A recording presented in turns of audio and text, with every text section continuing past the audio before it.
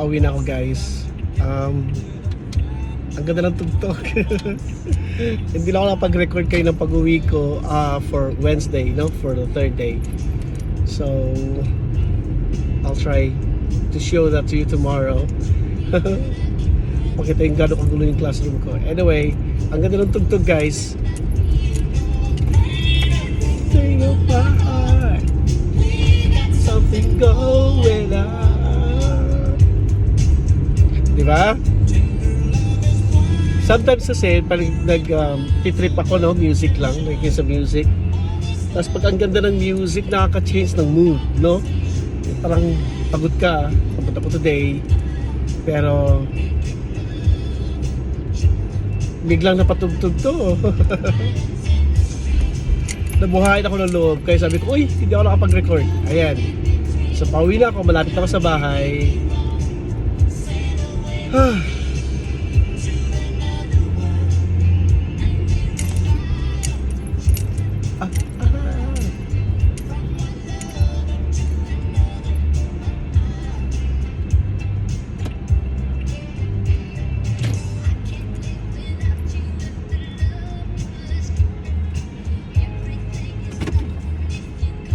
No way. Of the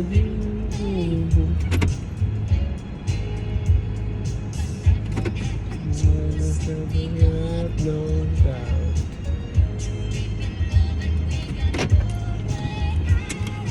Message is clear.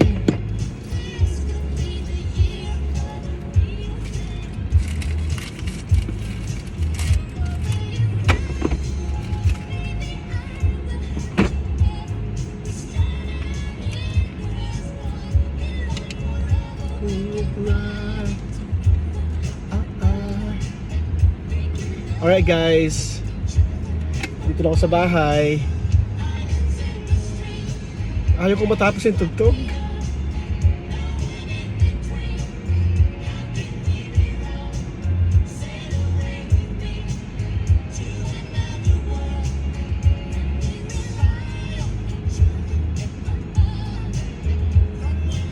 Never to another. Ito yung talaga, no? Parang hindi ka mapaniwala, tao lang din ako na marunong makinig sa kanta. Ako mag-enjoy din sa music, no? Malala ko, batang-bata pa ako nung lumabas tong kantang ito eh, no?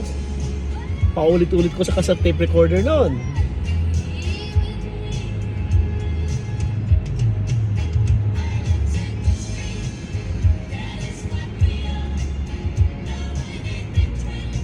Galing, no?